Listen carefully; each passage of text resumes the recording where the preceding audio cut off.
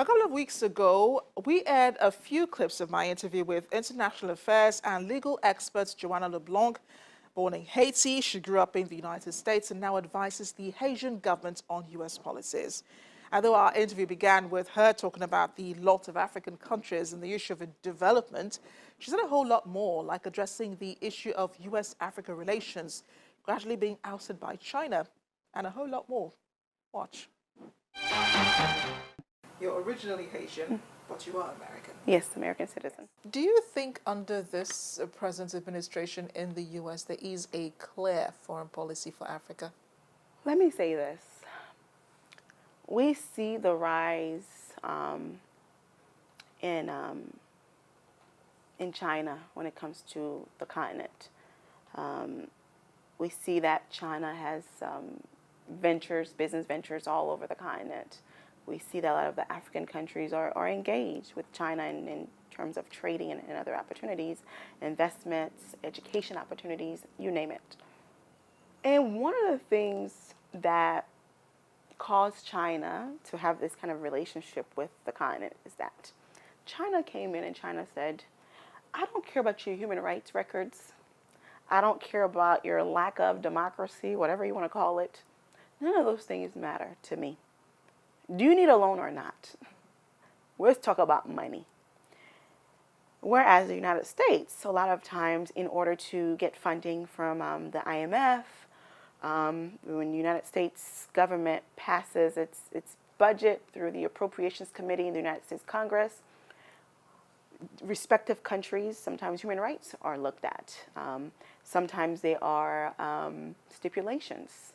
Sometimes the language in the budget bill will say, in order for, let's say, hypothetically speaking, Nigeria to take advantage of those aid, Nigeria needs to fix its human rights records, right? China didn't really care about those things. So China has been able to engage more in trade opportunities with a lot of the countries here in Africa. But there have been some questions around that and what it would mean for the future of our youth on this continent. This continent has enormous potential, enormous resources. You have one of the youngest populations in the world right here. And I think one of the things that we undermine and we don't take advantage of is human resources. Our people is our greatest assets. The youth.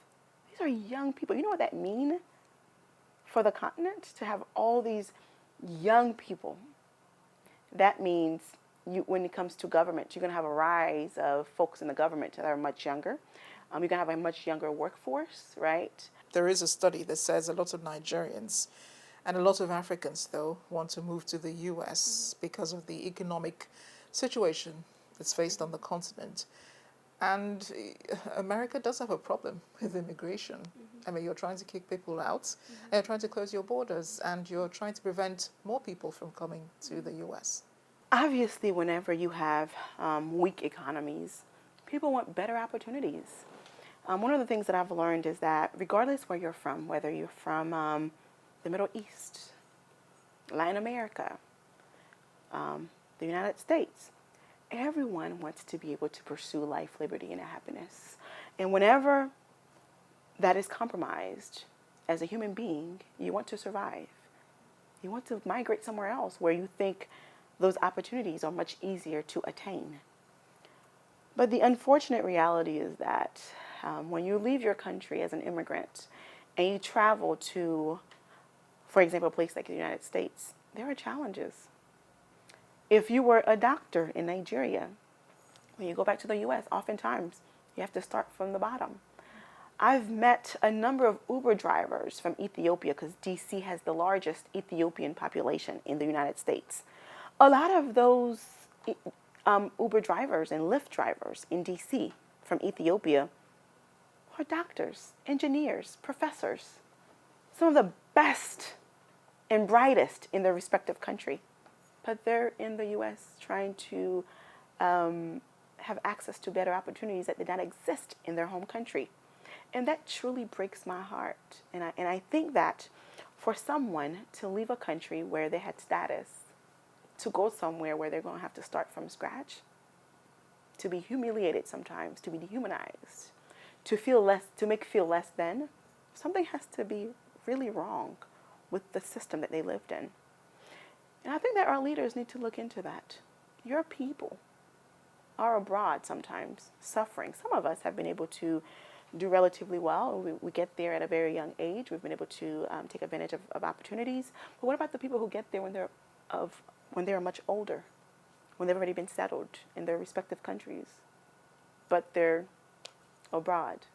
So while I believe in the freedom of movement, I do believe that everyone, regardless of who you are, where you're from, the right to move from whichever country you want in the world is a human right.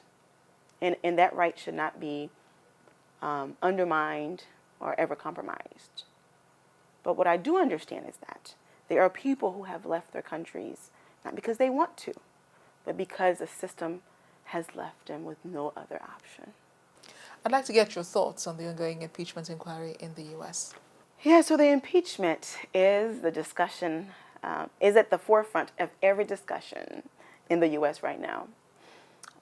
As you know, the Democrats, under the leadership of Nancy Pelosi, wants him impeached, and the House is controlled by the Democrats. And that is what the Democrats are working towards. There have been impeachment hearings. We've heard from ambassadors. We've heard from key personnel within the administration, where some of those testimonies are pretty damaging, right? But our Constitution makes it very clear that you cannot have a conviction without the Senate, period.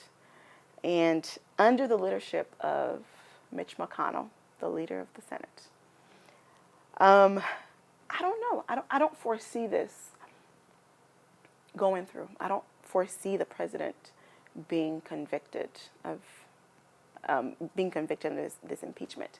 Because when you look at the history of America, I think we've had only one president impeached. There have been proceedings against others, right?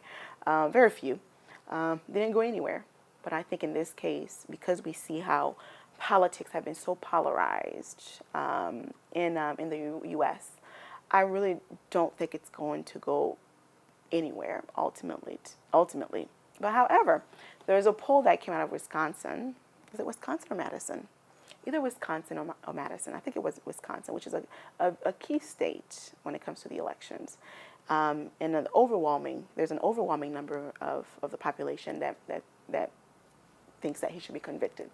But we shall see, because I just don't see it happening under the leadership of Mitch McConnell. As the leader of the Senate or the leader of the House, you get to set the agenda of what happens. And we know the one thing that our beloved Mitch McConnell has been focused on since this entire time is the confirmation of judges to fill up the judiciary. So we'll see what happens. One of the things that I've learned over the past 4 or 5 years is that you can't always rely on the polls, because a lot of people did not think President Trump was going to become the president of the United States based on the polling, and we were wrong. Not I was wrong, because I predicted it was going to happen, because when you travel to the rural side of the United States and you hear people who are working 4 or 5 jobs or who are working full time, but at the end of the year they cannot take a vacation, they're upset. They wanted something new. They wanted something different. They were just really fed up with the politics as usual. So if you traveled to the rural side of the U.S., it would have given you an idea. But if you went to the major cities, perhaps not so much. But I saw that coming. I was actually living in Malawi at the time. And when I woke up the next morning, they said, President Trump is now the president of the United States. I said, no brainer. It was expected. This is our stop on the program this week. I'm glad you could join us. Remember, previous episodes can be viewed on the Channels TV website or at youtube.com/channelsweb. I'd love to read your thoughts. You can reach me on @Amarachi_Obani or @DiplomaticChan or @Channels TV, all on Twitter. Thanks again for watching, and have a Merry Christmas.